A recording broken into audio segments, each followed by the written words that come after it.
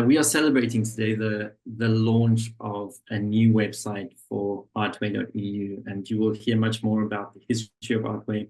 But I wanted to say just give some background on where we are right now with the website. So this has been an ongoing project for the past year, where we've been building a new platform, a new website, an online home for ArtWay. And where we are now is that we've made live the English side of ArtWay. The whole library has been cataloged and tagged and organized. I'll go into more detail about that later. And that can right now be found at en.artway.eu. You can see my presentation. So en.artway.eu, we have worked incredibly hard to get the website to this point. The articles are there, they are tagged, they are organized into different categories, but there's still some work to be done. So the original site is still available at ArtWay.eu, and we will keep refining and keep finalizing things, but it is all there, and this is a huge milestone for us. So thank you for joining us today to celebrate this. I'd love to just welcome a few honored guests in our midst today. First and foremost, Albert and Marleen, welcome to you. We are honored to have you with us and to be able to be part of this incredible thing that you started. And so I hope tonight will fill you with excitement and with pride. I also want to welcome my parents, Erich and Helena. And this is not just in fulfillment of the fifth commandment, but also because they have volunteered hours helping us get this website ready, going through a huge spreadsheet of all things. And then Andrew Klitter is here with us as well. He is a software developer, and he's volunteered a lot of his time and expertise to take what is there on the existing website and to make sure that it's preserved, that it's organized, cataloged. So without Andrew, we would not have gotten past the first step. So Andrew, thank you for being with us, and thank you for all your work. I have invited Dan from Inigo Studios. So also so grateful for Dan's work. He has put in a lot of extra hours.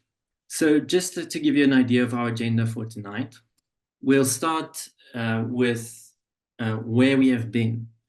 There we will have Laurel Gasque, who is the associate editor of ArtWay and has been there from the inception of the website, just giving us some background that goes beyond the founding of the website, where ArtWay comes from, the legacy of Hans Rookmaaker and the work of Marleen and Albert on the site. After that, Henk will give us a little bit more background on ArtWay, and then Craig will give a little bit of a background on how ArtWay and the Kirby Lang Center came to collaborate on ArtWay. After that, we will speak about where we are now, what this project has entailed, and then lastly, we will look at where we are going. We will look at the bigger picture of the project, what we want to achieve in the future, and how you as the ArtWay community can support us as we pursue that vision.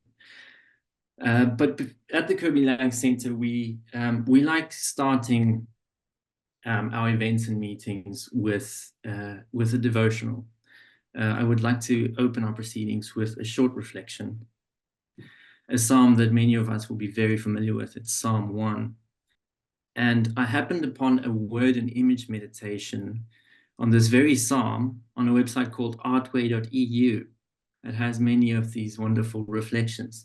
It's written by Marleen Hengelaar-Rookmaaker on this painting by Salvador Dali, Psalm 1. Blessed is the man who walks not in the counsel of the wicked, nor stands in the way of sinners, nor sits in the seat of scoffers.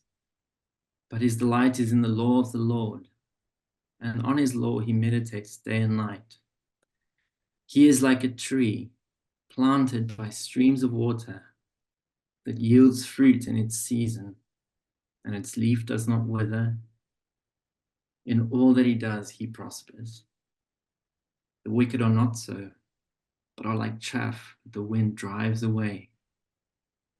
Therefore, the wicked will not stand in the judgment, nor sinners in the congregation of the righteous. For the Lord knows the way of the righteous, but the way of the wicked will perish. Now, in Marleen's reflection on this painting, she writes, here we see a mixed techniques lithograph by the Spanish artist Salvador Dali, who is most of all known to us through his surrealist work. Dali, however, had a good friend in Dr. Giuseppe Alvareto, a devout Catholic. He commissioned Dali to illustrate the Bible so that he would have to study it and perhaps return to God, with the Biblia Sacra with its 105 outstanding lithographs as a result. This lithograph carries the title Beati Pauperis, Beati Metis, Beati, Psalm 1, or Blessed are the poor, blessed are the meek, blessed, Psalm 1 verse 1. With this title, Dali makes a connection between Psalm 1 and the Sermon on the Mount. This means that the figure in the lithograph can be Moses or Jesus, as both of these men emphasize that our love of God should be all exceeding. Now, this is a wonderful insight, and some of you may have seen my email that I sent out yesterday. There I quoted Abraham Kuyper, who wrote the following: would it not be both a degradation and an underestimation of art if we were to imagine the different branches into which art divides itself to be independent of the deepest root which all human life has in God? End quote. I went on to write that the great gift of ArtWay is that while you are invited to explore the many glorious branches, to draw on Kuyper's metaphor, that sprouted in the arts, you will also be directed towards, however subtly and gently, the root that nourishes those branches.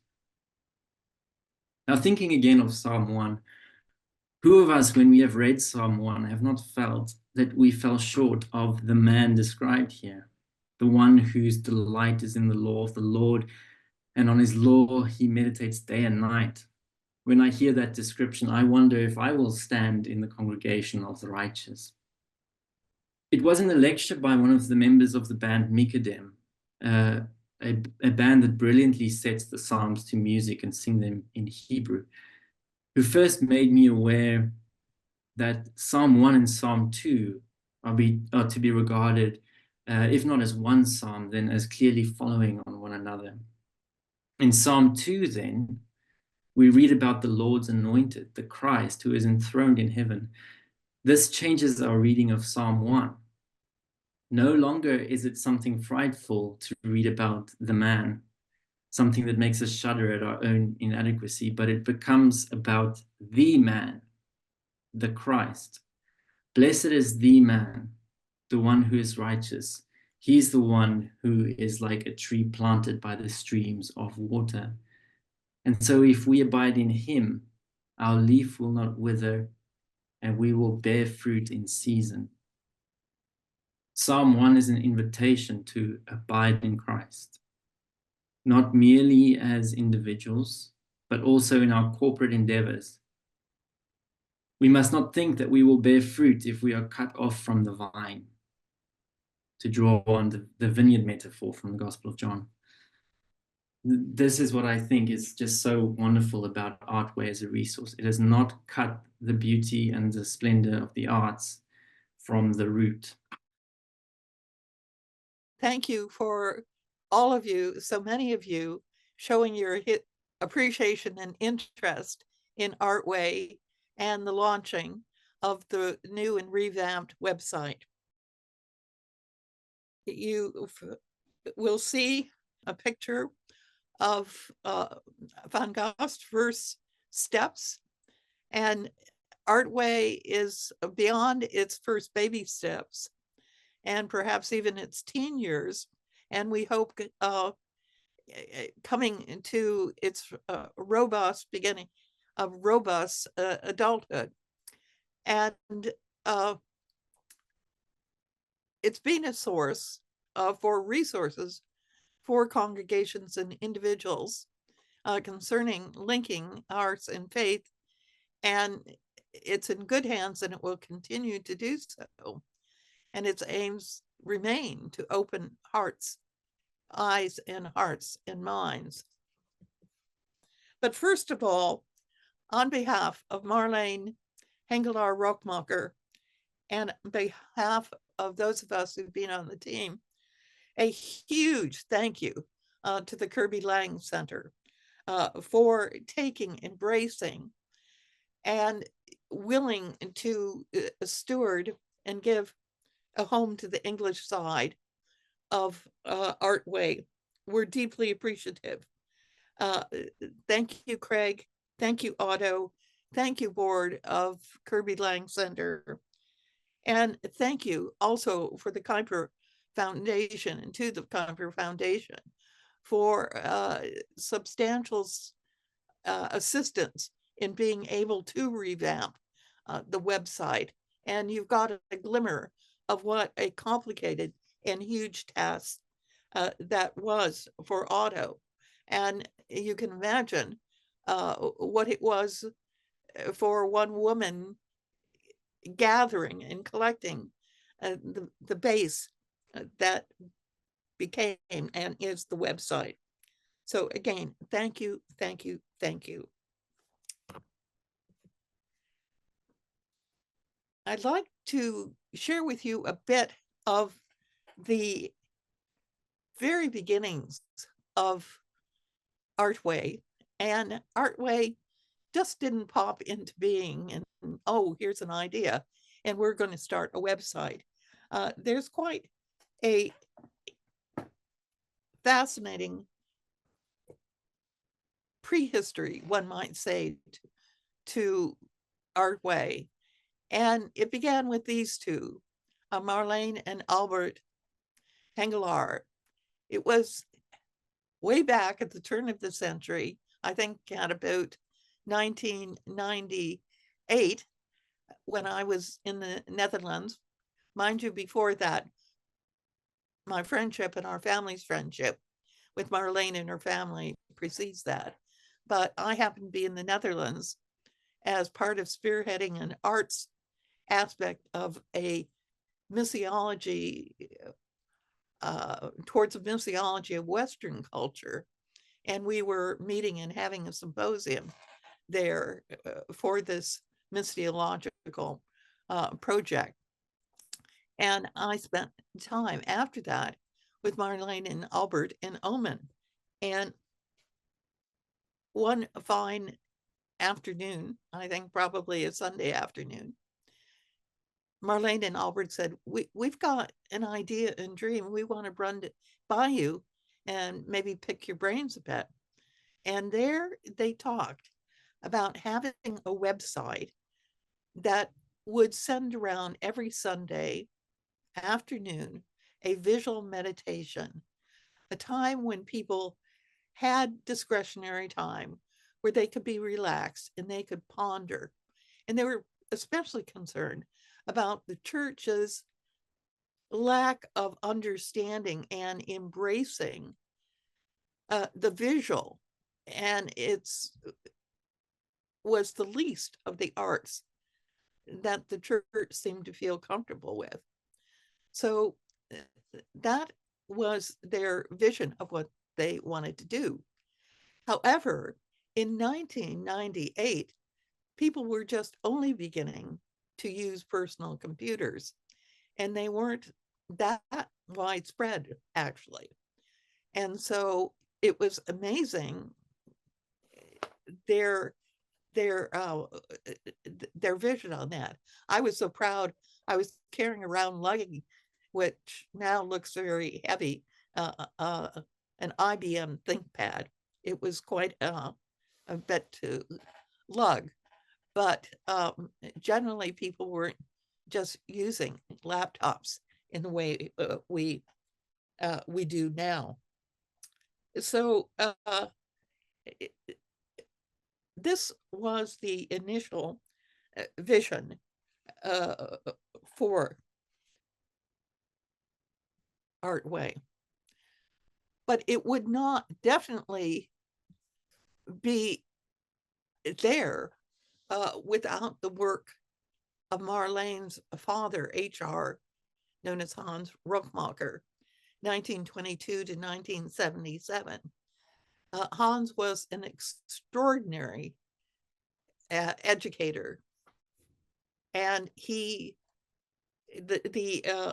also was a very, very open person.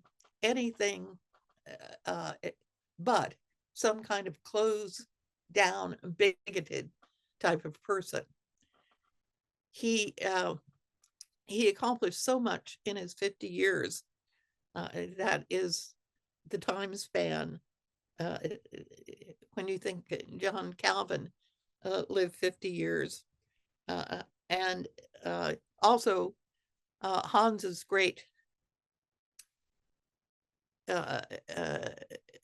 great hero, Jelly Roll Morton, Dr. Ferdinand Jelly Roll Morton, only lived to be 50 years. Hans used to say that he learned all his theology from Jelly Roll Morton. He was very playful and engaging, and was always saying something that was unexpected. David Lyle Jeffrey, who is Distinguished Professor of Humanities and English Literature, Baylor University, editor of the Biblical Tradition in English Literature, called Rookmaaker one of the most intriguing and dynamic figures of 20th century Christian intellectual history. By the way, if I can just have an aside here, are you getting a bar? Is anything blocking your image of these slides? Because I'm getting some. We can see them just fine, Laurel. No Okay, problem. that's good. Thank you. Here is a slide that shows Hans with his students, well, and all of them with God in the gallery. He was a joy to go around an art gallery with and hear him talk. And he'd have this little clutch of students or people around him. And then you would gradually see other people in the art gallery sort of coming over, and the group getting bigger and bigger. And Hans would turn around and say in a very abrupt voice for those coming, "Go away. This is a very exclusive talk I'm giving, and it costs £100 to join it." And all his students would just laugh hysterically at it, and people would, sort of jump and didn't expect that. So he was a very playful and refreshing character, to say the least. But you see what was really at the core of his thinking when we see this quote, which has been currently on the ArtWay website.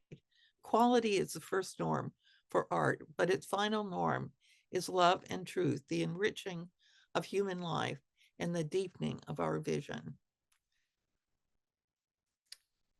Again, the work of Hans Rookmaaker is the foundation that ArtWay has been built on. And we have Marleen Hengelaar-Rookmaaker to thank for the monumental, the Herculean task that she took on to bring about the translation of her father's complete works into English, and hence make them available to a much wider audience than they were.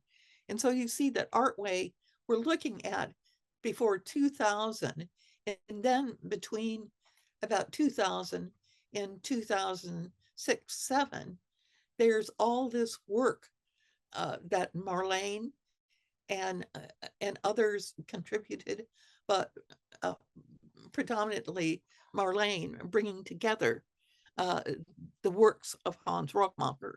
Very little was available in English when Hans Rookmaaker died in 1977. And often assessments and judgments of his contribution were made on such a small part of his work. And so it was a tremendous contribution to be able to have all of these accessible in English. Lamentably, I don't think as much advantage has been taken of the richness that's there. And very often, less than complete understanding or possibly misunderstanding of Hans Rookmaaker's work occurs because there hasn't been sufficient investigation of the breadth and depth and diversity of his writings. So we thank you, Marleen, for making this. And again, ArtWay stands on this solid foundation. Here we have Marleen in a very dreaming, thinking, contemplating mode. And one of the important features or aspects or inspirations for ArtWay has been art beyond borders. So often what has been written in English is focused on just English-speaking people, on Anglophones. And from the beginning, as it was based in the Netherlands, but not only that, both Marleen and I had a multilingual vision. And we had started collaborating quite early, actually, even before the suggestion of the website on an introduction to world Christian art, which Marleen asked me to write for a publication in the Netherlands, which she translated, and it was published there. So it was part of the vision from the beginning of not being just an enclave of an English-speaking milieu. And also, the emphasis was always on the visual that seems to be the least accessible generally to the church and the least understood. Often one has seen a kind of fearfulness and even reactiveness to art, especially modern art.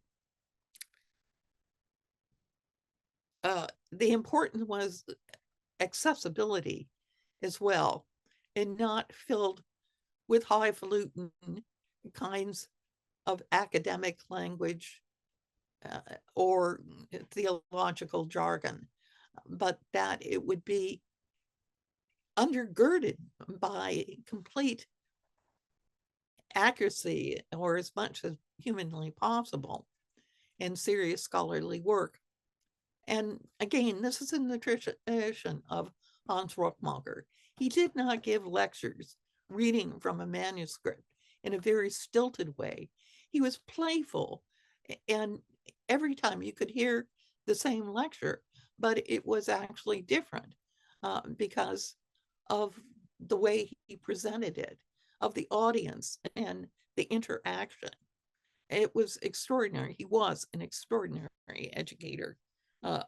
That's for certain.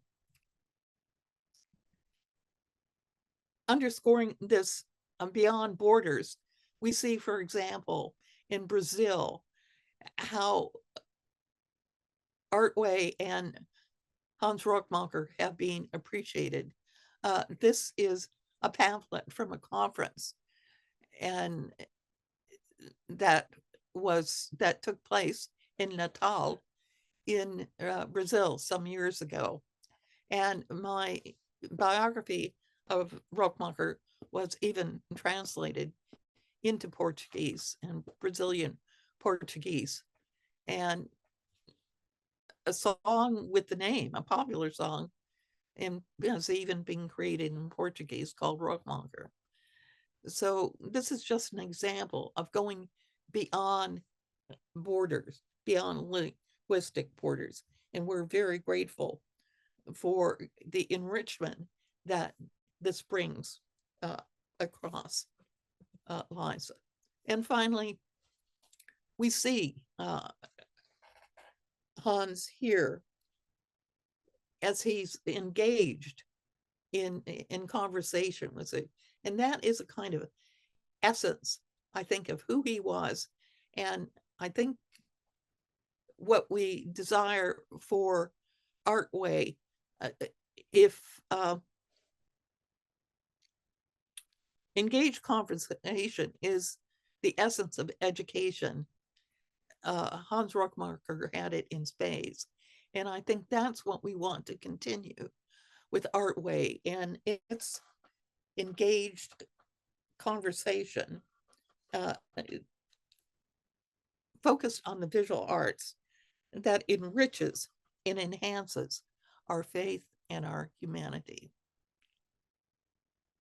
I think Hans would also join with the great Christian philosopher Jacques Maritain of saying art is the John the Baptist of the heart, preparing its affections for Christ. Thank you. I've also been a board member of ArtWay from its inception, actually. Getting to see both Albert and Marleen involved with this website. I was glad that Laurel included a little picture of Albert, because he's been that let's say hardworking force behind the scenes in many ways, keeping the, let's say, the organizational part of ArtWay going. ArtWay has been born, in a sense, inside a broader tradition of reflection on life more broadly. And it's a reformational tradition of thought, with names like Abraham Kuyper and Herman Dooyeweerd, Dutch philosopher, that had great influence, especially Herman Dooyeweerd, on the thinking of Hans Rookmaaker. And it is a tradition which sees the value in all the aspects, in all the cause and effect patterns that you might say, all the layers with cause and effect patterns that we see in the created order. And Hans Rookmaaker took that tradition and applied it very specifically, gave it some new depth with reference to understanding and analyzing art, not just in terms of the physical aspects. Reading Marleen's description, as you were, Otto, about Salvador Dali's use of color or something like that, but looking at all the ways in which the communication is touching different aspects of the created order, going all the way up to the ethical and maybe even the faith aspect. And so what Marleen has done so wonderfully for us is collect works of art that are thoughtful works, and have people write meditations which unlock or unleash some of these layers, these meaning layers. And this is very much a respectful way of dealing with art, asking the question, what is it saying? So this was the way the ArtWay website looks in Dutch and looked in English, but is now renewed very wonderfully, by the way. We're hugely excited by the work you guys are doing. What Hans Rookmaaker writes at a certain point is that what is Christian in art does not, let me just see whether I can change my view here, because I'm yes, there, that's better. Okay, does not lie in the theme, but in the spirit of it, in its wisdom and the understanding of reality it reflects. And that word, reality, this broad view or perspective on reality, and not just on one or two aspects, as unfortunately has so often become the purview of art training, art reflection. People are afraid to ask what an artwork is saying more broadly, about the convictions about the world of the artist. And yeah, he goes on to say, we understand Christian art to be not merely art that deals with Christian religious themes, but all art. Oh, this is actually a quote that's on the Artway website.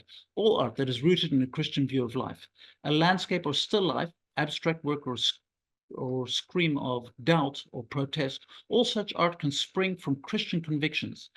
There are, moreover, various callings. Some artists will prefer to make art for the church or their fellow believers. Others see it as their calling to make work for their non-believing neighbors, the art world, or the culture around them. To us, all of these callings are legitimate. And this embracing of art in its different incarnations, you might say, is really what Artway is about. It's very much embracing art, not just in its specific religious forms, but in its ways of celebrating life. A book which was published and also translated into English, which was amongst other things being launched at the conference, Artistic Spheres in English, Kunstdev in Dutch, which is Art Deovalente. It illustrates the lively discussion in this art tradition. So once Rookmaaker passed away, unfortunately early in my view, because he had so many seminal ideas that were still brewing at that time, 1977. Once he passed away, this tradition didn't just fizzle out, but people picked up the baton, and in many university contexts and more broadly, there is very serious reflection going on here. It's a wonderful collection of essays, where, looking at our secularizing culture through the lens of artwork, trying to understand what is happening in thought, through the lens of the way that artists are depicting it, it's a robust tradition of reflection on aesthetics that has come about. Now, I was taking a quick look at your meditation on the corpus clock in Cambridge, Otto, and it's a lovely example. Your let's say, unwrapping of what it is one is looking at. The years the locust has eaten is the name of this clock. And you write in your meditation about this clock that was designed by the renowned clockmaker John Harrison.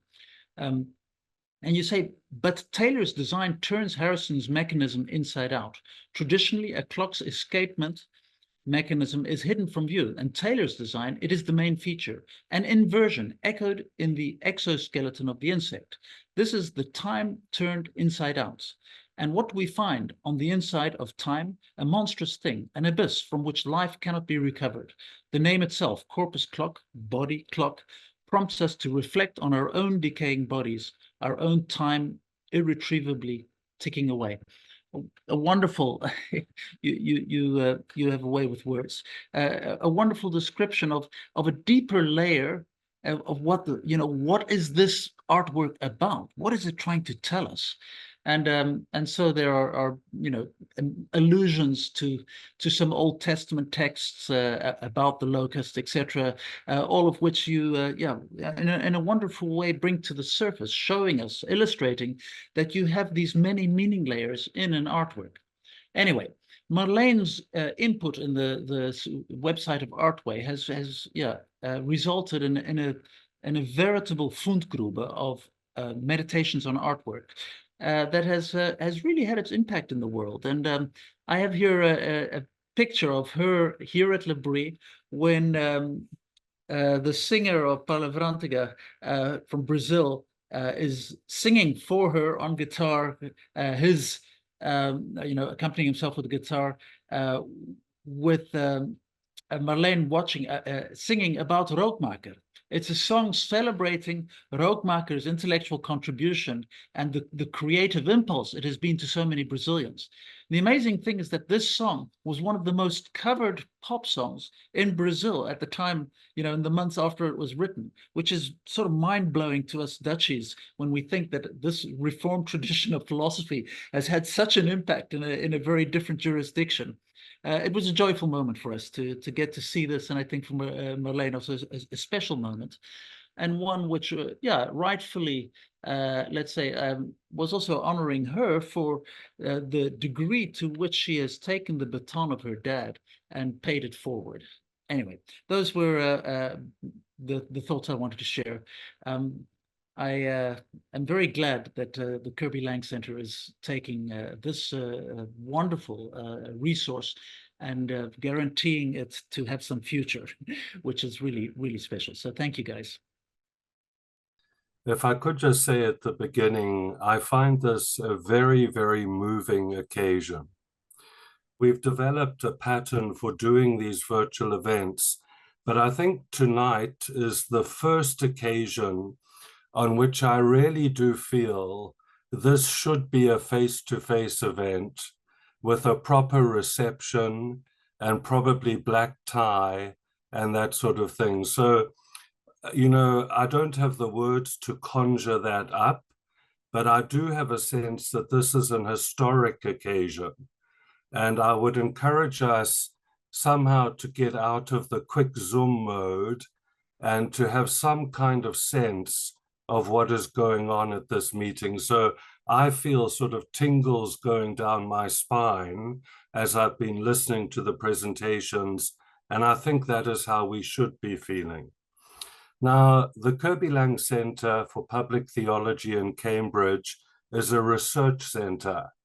Our elevator pitch, which the marketing people have taught me I have to be able to articulate in 1 or 2 sentences, is Christian research across the disciplines oriented towards the question, how then should we live?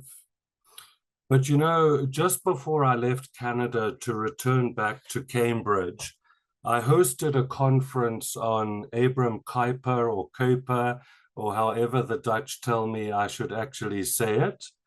And Calvin Seerveld was one of the speakers. And of course, for many of us, Hans Rookmaaker and Calvin Seerveld are synonymous with a kind of renewal of the artistic tradition within the Kuyperian tradition.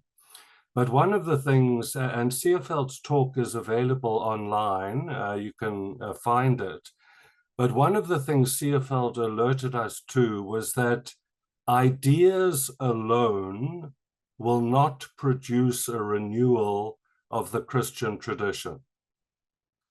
Now, to paraphrase Seerveld, and I hope my good friend Kel won't mind me doing this, ideas, and the Kirby Lang Center is committed to ideas at the highest possible level across the disciplines, have to be accompanied by a riot of song, dance, poetry, literature, and art. And so we have this very, very deep commitment to and interest in the arts. And if I can speak personally for a moment, some of you will have picked up that I'm an English South African. Yes, I'm told I still have inflections of that in my accent.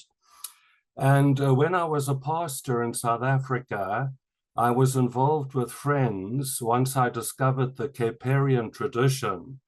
And for me as an evangelical, discovering the Kuyperian tradition was very different to the way I often saw it manifested amongst Afrikaners. So when I, as an evangelical, discovered the Kuyperian tradition, what I saw, which I think Francis Schaeffer and Hans Rookmaaker saw, was not something turned inward and ethnic, but I saw mission on steroids. And I still do. Mission holistically understood enhancing the reputation of Christ in every aspect of the world that rightly belongs to him, including the arts. And so I was involved in starting a national movement called Christian Worldview Network. We published a magazine, yes, with the name The Big Picture, which is what we have revived in the Kirby Lang Center in a whole new way and a whole new look. And then I got to know the very distinguished South African sculptor, Gert Swart, and through him, Esteen. And Gert introduced me to other artists. We held weekends for artists. We collaborated with the arts folk at Potchefstroom University. We hosted an international conference with Calvin Seerveld as the speaker. We published a manifesto for Christians in the arts in South Africa. And as I was preparing for today, my calling, I feel, is to be a writer, an author. And I remembered my first published article in a book is on art. And that emerged out of this very fertile work in South Africa. Now, some of those South Africans continue to follow Christ faithfully in the arts. And one of the things that we will be alerting ArtWay people and the Kirby Lang Center to in more detail in weeks and months to come is that Gert Swart is at present preparing for an exhibition, and he needs our support and our help. So so all that work in strange ways continues. But I do feel on this occasion, which is interesting to me, that it's historic because I think we realize today we are standing on big shoulders. And I think, Laurel wonderfully quoted Jacques Maritain, which alerts us to the fact that the Christian tradition is much bigger than the Caperian tradition. And that, of course, it goes all the way back to the Christ and to God's revelation of himself in the Old Testament. But we are standing on great shoulders. And I think today I have a sense, of standing on Calvin's shoulders. I have a sense of standing on Abram Kuyper's shoulders and many other Dutch luminaries. I have a sense of standing on Francis Schaeffer's shoulders and the Lebris tradition. I have a sense of standing on Hans Rookmaaker's shoulders. And of so many, many other people like Nigel Goodwin, who's with us here this evening, and who very kindly donated Hans' sculpture to the Kirby Lang Center.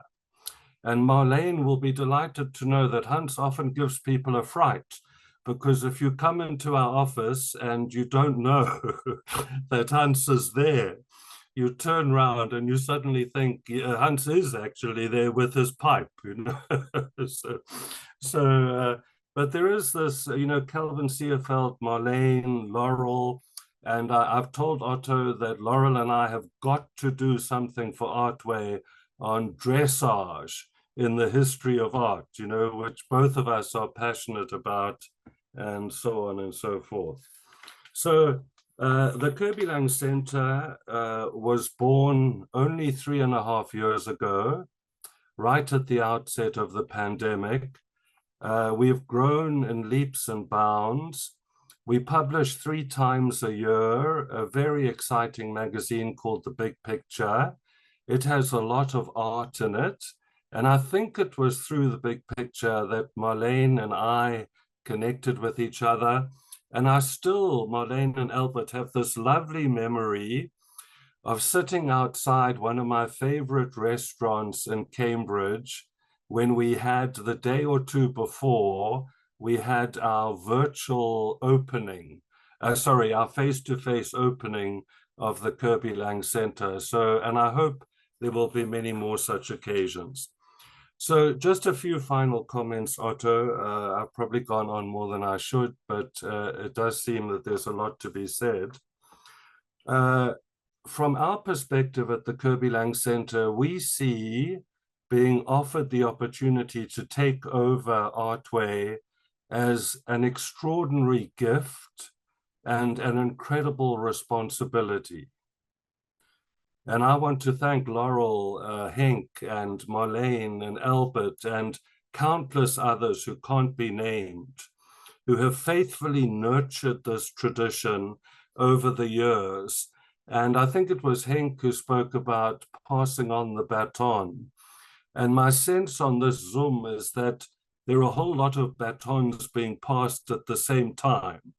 It's a bit like the Americans, if I may say so, doing a relay race. They are terrible at passing the baton, so it goes in 10 different directions.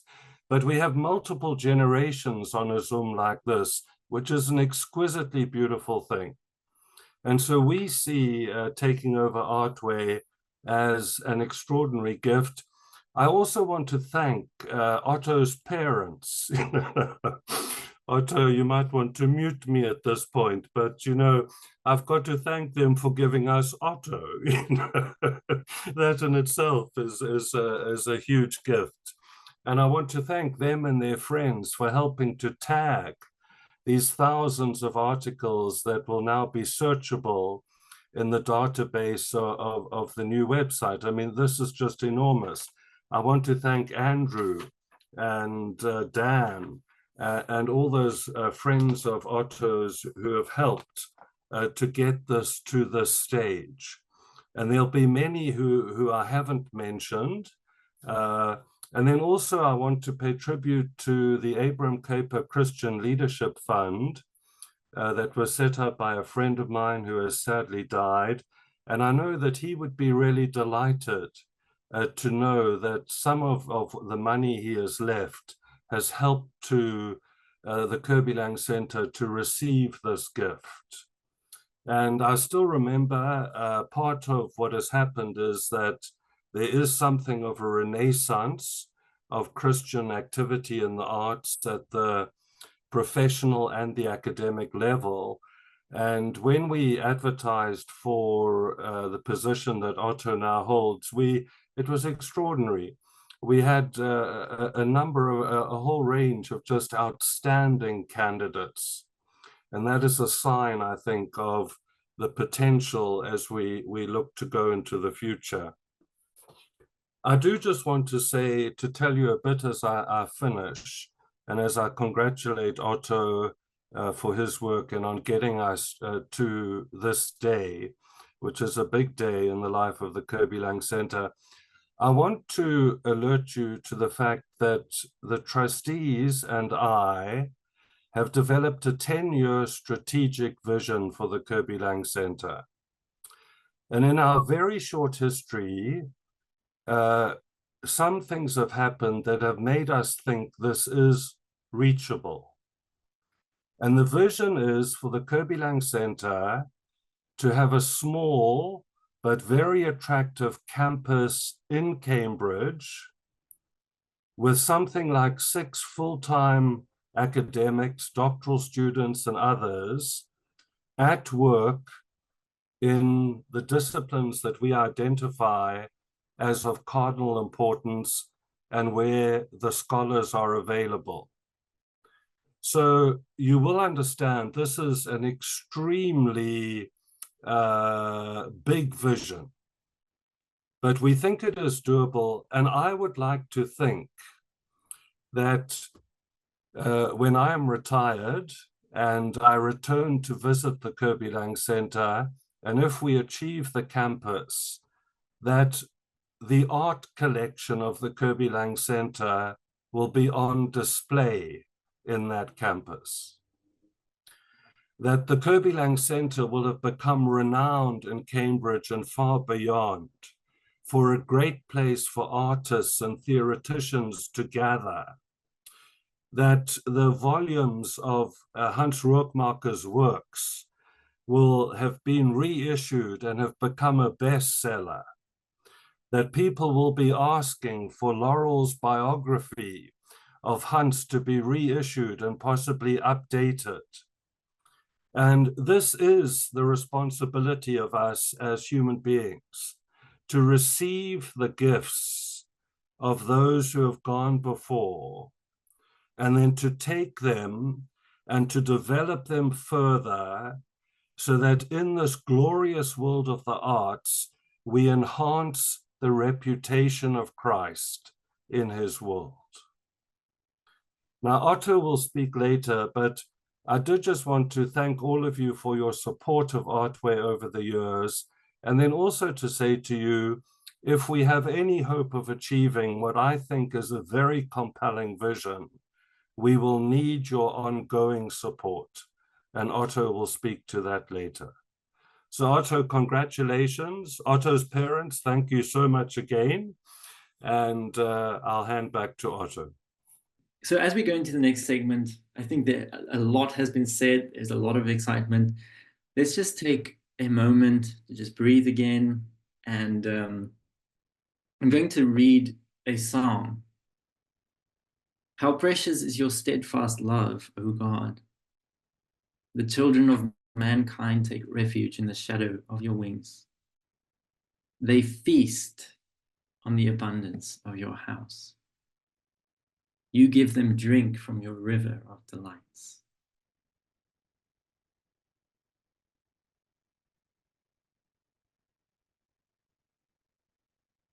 Amen. So this psalm really stood out for me today as I was thinking about ArtWay.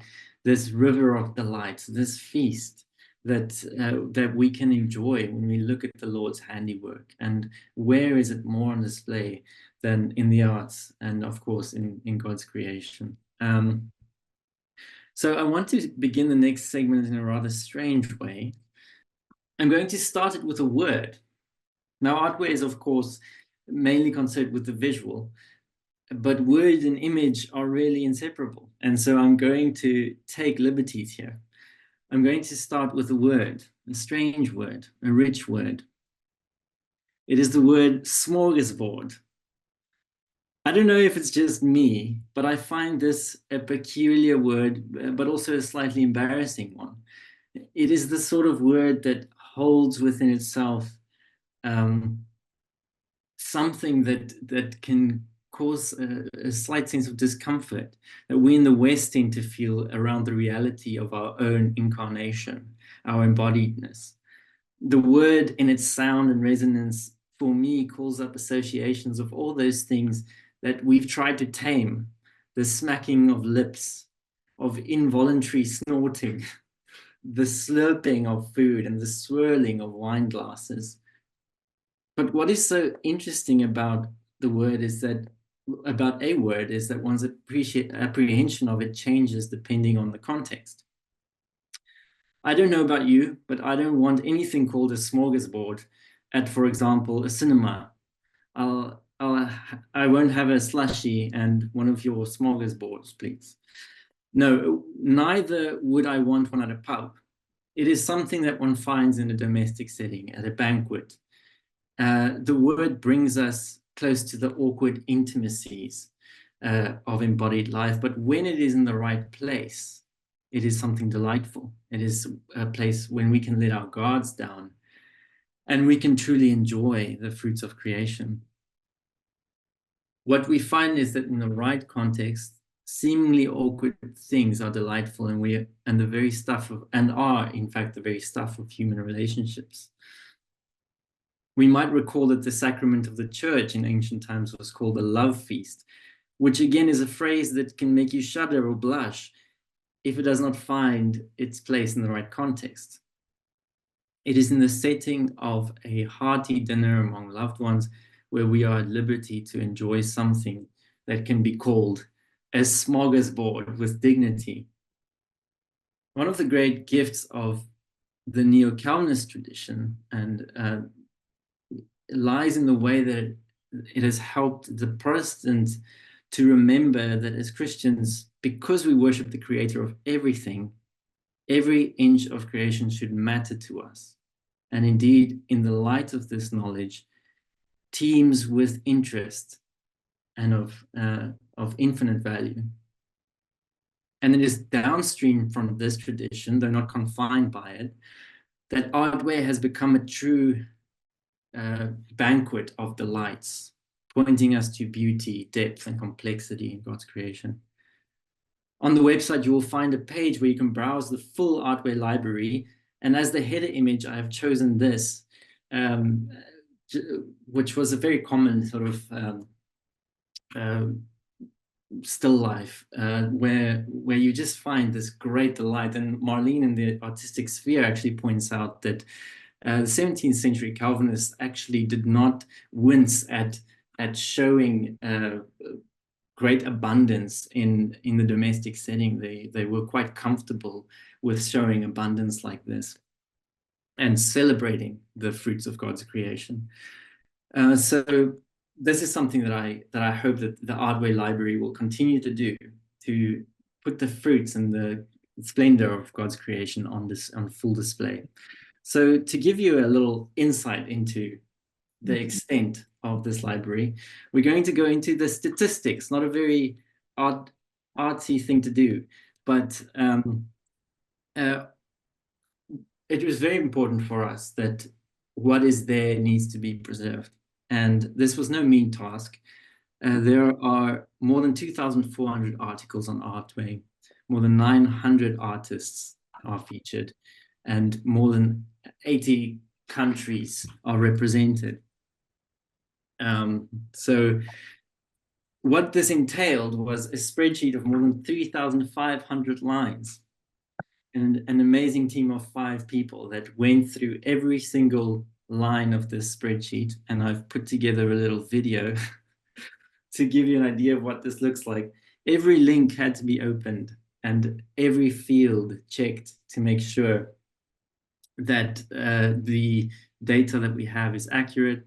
And so this is a combination of the brilliance of Andrew and the love and dedication of my parents, and to go through every line. And so we spent hours making sure that what is on the website can be preserved. That goes on for a while, by the way. So that now is how we came to where we are now. And as I mentioned earlier, this is what in the tech world would be called a beta site or beta site. It is something that we will keep refining, but now we have this library, this rich library, all categorized in a way that can be newly brought to light. But ArtWay isn't just a library. It is an active and vibrant publication.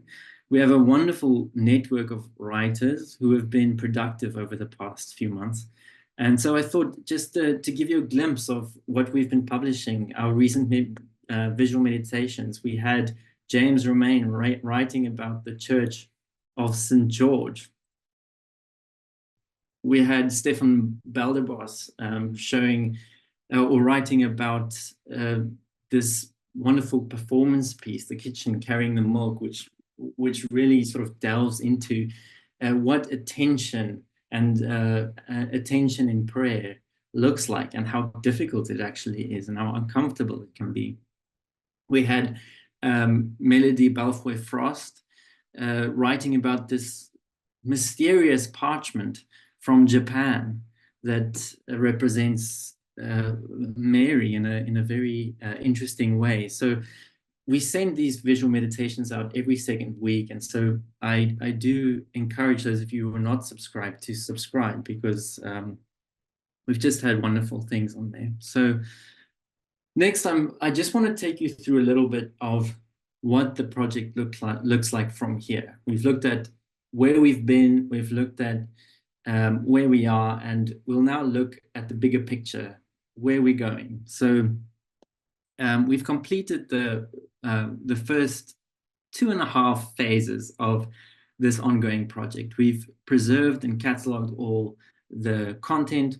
We've transferred it onto a new platform. We've designed a new website, and I have it 50% completed, because we are still going to be refining, making sure that the website not only functions well, but does justice to the beautiful art that it features in the way that it looks. So step 4 is to refine and expand. It's to improve our design, make it as professional as we possibly can, and also expand the work of ArtWay into new areas. So here are a few things that we are looking forward to doing to grow our readership and to make these resources available in more ways. So one thing that we'll be looking at is at launching a loyalty program where subscribers will be able to give a monthly donation and then receive actual printed copies of ArtWay meditations. So we have the Kirby Lang Center's infrastructure to draw on there, and I'm very excited to be able to see these visual meditations in printed form. So this is something that we'll be looking to do in the future. As Laurel mentioned, at the heart of ArtWay is this concept of art without borders, and we are very eager not only to increase articles in other languages, but to let in the fresh breeze from other places by translating articles from other languages into English, and to refresh the Anglosphere. I think we can sometimes in the modern world overestimate I would say, sort of connectedness of the world because of the internet. But actually, language remains a real barrier. And so there's a lot of work to be done to translate work, the wonderful things that are happening in all the corners of the world.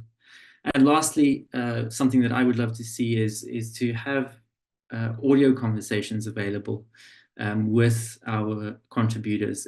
If I just look through the list of writers of ArtWay, they're just amazing people, and I think it would be wonderful to be able to have these conversations in a different medium as well. So for all these things, we do ask your continued support. If you go to donate.artway.eu, this whole project is laid out and summarized, and there you will also find where to donate. And we're so grateful for your ongoing support. One book that was not mentioned, which made such a huge difference, that Rookie, we called him affectionately, gave in the very early days of the Arts Centre, was Art Needs No Justification. That book, as it was translated through Europe and out into the wider world, meant so much for Christians who wanted to worship in their churches, but were told you can't make art and be a Christian. Can you believe that? You can't make any art and be a Christian, forgetting that the arts tumbled out of the church into the public square in the 15th century, so that the public square would have art. So much art tumbled out. The second thing, Craig, your dream is amazing and fantastic. And while there is breath, I'm an 87-year-old teenager. While there is breath, what about having in your dream a secret thought of the interdisciplinary connections between the fine and the performing and the many arts, the dance and painting, that theatre and art, that film, and we could pioneer some of the interdisciplinary connections across. So Otto, you are young, you have energy, you're not an 87-year-old teenager, you're a 20, 30-something maybe teenager, and you still have your parents. behind you, winding you up and saying, go for it, go for it, go for it. Love you all so much. Laurel, so wonderful to see you. Prabhu, so wonderful to see you. I can't see everybody, but I love you all so much, as does God.